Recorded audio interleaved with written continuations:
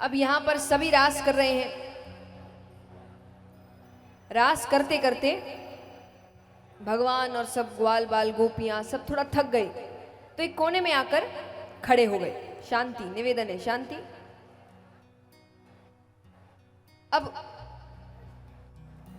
बात करते करते भगवान की दृष्टि राधा जी के गले पर पड़ती है। राधा जी ने आज बहुत सुंदर मोतियों का हार पहना था। बृषभानु जी, बृषभानु जी कौन है? राधा जी के पापा। वो बहुत धनवान थे, नंद बाबा से भी ज्यादा धनवान। तो राधा जी नित नए नए हार पहन के आती थी, कभी सोने का, कभी हीरो का, कभी मोतियों का। आज उन्होंने मोतियों का हार पहना था। अब भगवान को दिखने में अच्छा लग रहा है, तो उसको ठीक से देखने के लिए, उसको ठीक से देखने के लिए भगवान ने हाथ आगे किया। राधा जी समझ गई कि इनको हार अच्छा लग रहा है। तो राधा जी ने सोचा थोड़ा हंसी मजाक किया जाए।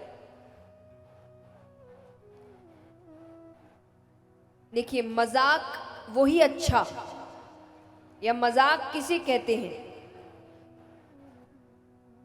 जब बोलने वाला और सुनने वाला दोनों हंस रहे हैं। अगर एक हंस रहा है और दूसरे को तकलीफ हो रही है, इसको मजाक नहीं बोलते। तो राधा जी ने सोचा थोड़ा मजाक किया जाए। तो जैसे ही भगवान ने हाथ आगे किया, राधा जी पीछे हट गई।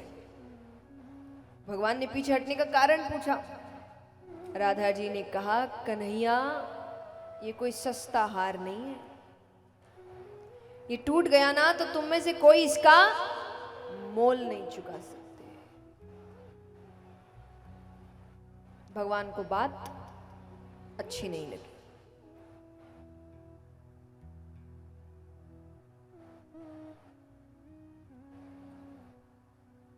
एक निवेदन है, सामने जो बैठे हैं, अगर आपने पीछे देखेंगे, लोग खड़े होकर सुन रहे हैं पूरी कथा। आप सामने बैठे हैं, थोड़ी जिम्मेदारी बनती है आपकी।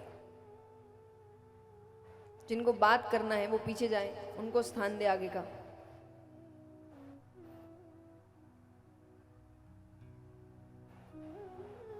तो भगवान को बात अच्छी नहीं लगी, पर हम में और भगवान में फर्क है।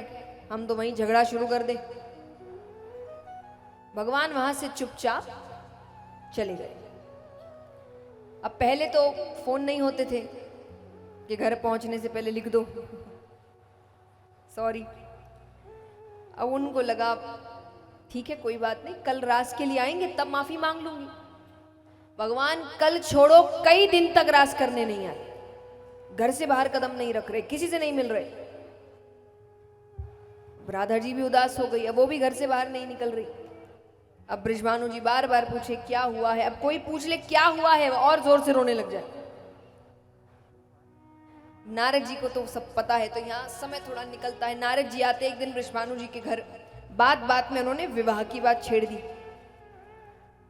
तो बृषभानु जी ने कहा वो तो ठीक है, पर अच्छा लड़का तो भी तो होना चाहिए। नारद जी कहते अरे बगल में छोरा, गांव में ढिंडोरा। बोले कौन सा छोरा? बोले आपके मित्र नंदराय, उनका छोरा कृष्णा। ठीक है, थोड़ी चोरी करता है, वो तो शादी के बाद सुधर जाएगा।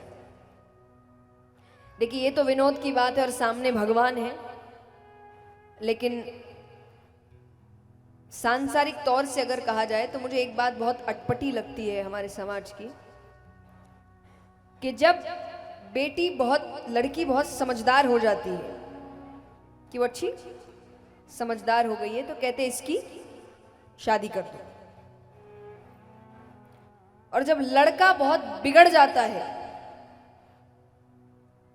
कि माँ बाप के हाथ से निकल गया, तब कहते हैं इसकी शादी कर दो, जिम्मेदारी आई कि सुधर जाएगा। तो वो अपना घर बार छोड़कर किसी को सुधारने आ रही है। उसका अपना कोई जीवन, अपने सपने नहीं है। और चलो 1% आप कहे भी कि भाई अच्छी चीज है, अगर वो सुधर जाए, चलो मान लिया, लेकिन अगर नहीं सुधरा तो उसकी तो जिंदगी खराब। तो निवेदन है, ऐसा ना करें। शादी आज के समय में सिर्फ ये नहीं है कि भाई इतनी उम्र में ये, इतनी उम्र में ये, इतनी उम्र में शादी, नहीं। शादी बहुत बड़ी जिम्मेदारी है, ये बहुत सोच समझ के लेनी चाहिए। अगर बहुत ही साधारण रूप से कहा जाए तो शादी का अर्थ है किसी एक व्यक्ति के साथ आगे के 50-60 साल एक कमरे में रहना है। ये कोई आसान बात नहीं है, बहुत जिम्मेदारी की बात है। तो ये फैसला बहुत, तो जब दोनों समझदार हैं, कि दोनों समझदार है, योग्य है, काबिल है और राजी है, तब शादी करनी चाहिए। तो यहां पर बृजभानु जी कहे कि बात तो अच्छी है, देखा परखा घर है।